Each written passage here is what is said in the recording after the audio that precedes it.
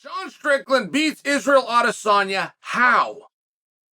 How is the biggest question, particularly when they're talking about doing a rematch. Okay, how did you beat him? Now, if I'm in Strickland's shoes, the number one thing that I cannot do going into the fight is stand up and trade with Israel Adesanya. And there's guys in history who have an incredible power that can level a playing field. I use my own teammate Dan Henderson, but Dan Henderson has so much power in what later got called the H-bomb. It's so much power that it would make the other guy think. There's a lot in striking that's a setup. From the foot movements you see to slipping around, the jab. I mean, every boxing coach walks in the gym will tell you, jab's the most important weapon. The jab, the jab, the jab, the jab, jab. The jab has never hurt anybody. It's only annoying. But it is really important to measure your opponent, to distract your opponent, to keep something in your opponent's face to get him from getting his offense going, and above everything else, so that you can then use an actual power shot that can do something known as your cross. I bring this to you because Sean just doesn't have that power. Sean is not one of those guys where he can level the playing field in a very rare way that is almost a birthright to certain individuals. He doesn't have that. So you're then going to go look at the wrestling of Sean, right? If I can't stand up with a guy, then I've got to wrestle with the guy. That is always the belief within the sport. And Sean is an excellent wrestler, and he uses that excellent wrestling much like Justin Gaethje does for defense. Justin Gaethje is an All-American Division I. He doesn't use that wrestling to get on top of somebody. He uses it to make sure somebody doesn't get on top of him. So if we take that away, there's a third realm, and it's the one that nobody speaks about because so few people understand it, but it's known as the clinch. Sean Strickland, meanwhile, is an MMA fighter, not to mention he's the Extreme Couture gym, not to mention Randy Couture is the one that brought the idea of the clinch to MMA, could have, right, I mean, I had to take you on quite a ride there, but he could have some opportunity. I never bought into the idea that Sean Strickland was going to go take Izzy down. And moreover, if he did do it, I never bought into the idea that he could rinse and repeat that for 25 minutes. Yoel Romero did it one time in 25 minutes and didn't keep Izzy there. I mean, I'm just sharing for perspective for you. That's a really hard ask. That's a really hard ground and pound right there. Of the ways you're going to beat Izzy, if you come to me and you tell me ground and pound, I know that you are not very good at breaking down strategy. But I think we can all at least agree that the worst thing that could happen for Sean is that he has to go out for 25 minutes and stand up with Israel Adesanya. And the reason I bring that to you is if you're looking to do a rematch, which sounds as though exactly where these two are headed, then what is going to be different and why should we expect a different result? And I don't know that we've seen something quite like that before.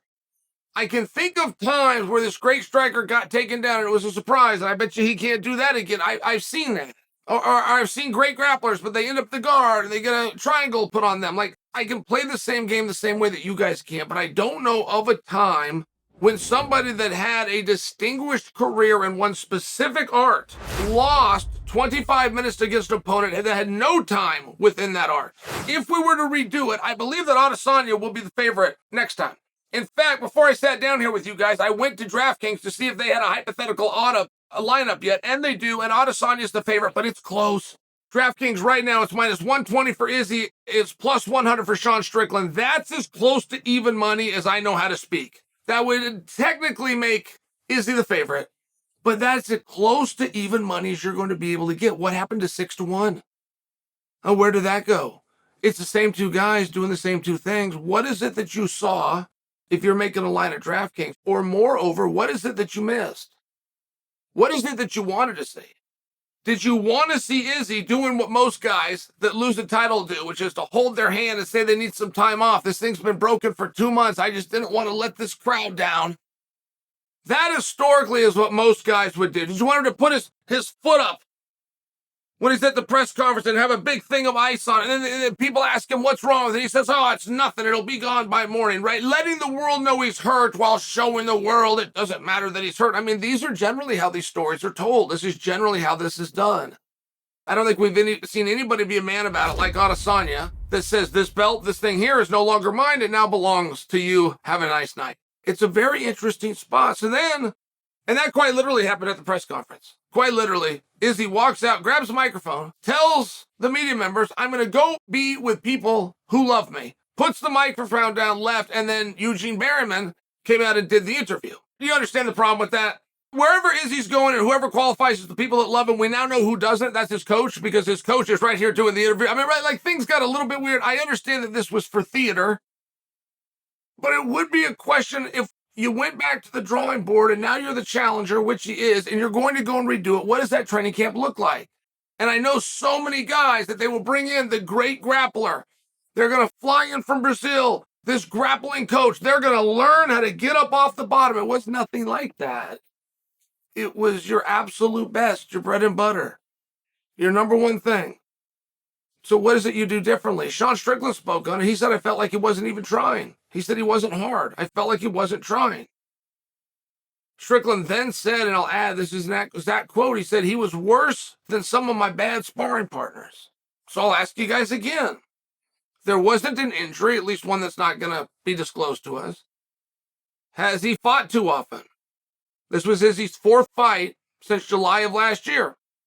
He was busy on Twitter and social media. In fact, I just spoke to Errol Hawani, and Errol offered that as a potential excuse how busy Izzy was on social media, which I think just the larger part that Errol's speaking to is how much was on his shoulders to bring this event and make sure it was out there in front of the world. I just don't see that changing for the rematch. I know some guys that have done it. I know some guys that go get the rematch and don't ever tell the promoter, hey, I'm not your partner, I'm not doing anything, I'm going to go do my own thing, and then go out and do it. Like, I have seen that happen before, but I don't think that's who Adesanya is. So if they get to the rematch, and the first match was done 100% in the area, by design, Izzy would like it, what can you do different? And from a physical standpoint, there was only one thing that was glaringly obvious to me, and that was just how much Izzy was backing up. I've seen Izzy, he seems like he can fight in every which direction, laterally, forward, backing up. But to spend 25 minutes backing up did seem to me like a surprise. And by the way, what was he backing away from? I would love to know that. If he was really worried about the threat of a takedown by a guy in Sean Strickland, who I don't believe has ever taken anybody down. I don't think that Sean has gone out on purpose and taken, and I'm talking about anybody. Literal statement. What was it he was backing away from? And what would have happened if he didn't back up? What would have happened if he would have stood his ground and got into a firefight? What would have happened if Izzy was going forward? What would have happened if Izzy clinched and grabbed him? I don't know the answers to these questions. I just know more over rinse and repeat if there was anything about the fight that was a surprise. Sean Strickland's hard to hit. Sean Strickland's got a very awkward stance. By example, Sean Strickland will stand like this. If you guys are fight fans, you've seen this stance before, but you've only seen it in boxing. There's never been a good MMA fighter to do it.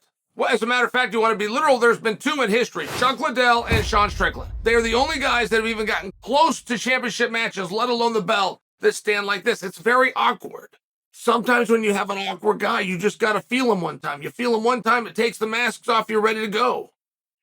But I felt him one time, it took the mask off, I'm ready to go, does not sound like something that you could put a marquee poster, a countdown show, or anything else that you're going to use for promotional reasons. So if you have to rebuild this match, and I believe that you do, what story is it that you plan to tell to convince the audience that you're going to get a different outcome?